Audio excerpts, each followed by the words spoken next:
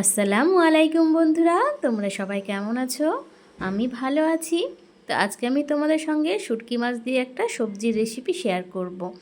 তো এখানে আমি কিছুটা শুটকি নিয়ে নিয়েছি, সেটাকে ফুটন্ত গরম পানিতে আধা ঘন্টা মতন ভিজিয়ে রেখেছিলাম।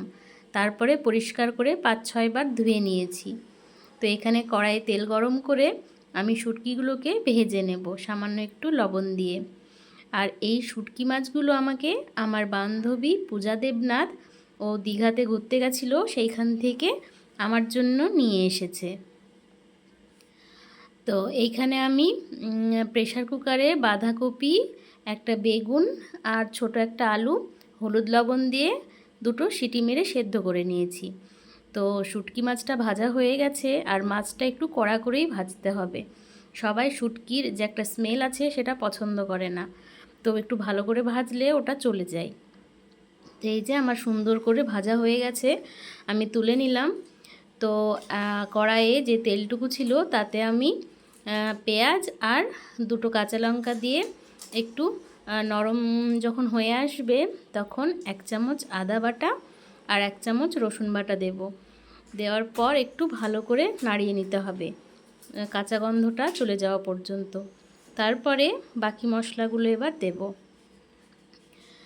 তো এইখানে আমি সামান্য একটু লবণ দিলাম, আগেও লবণ দিয়েছিলাম সেদ্ধতে, তো সেটা বুঝে দিতে হবে। আর 1 চামচ ধনে গুঁড়ো, 1 চামচ জিরে গুঁড়ো, সামান্য একটু হলুদ দিলাম, যেহেতু আমি আগেও একটু হলুদ দিয়েছিলাম।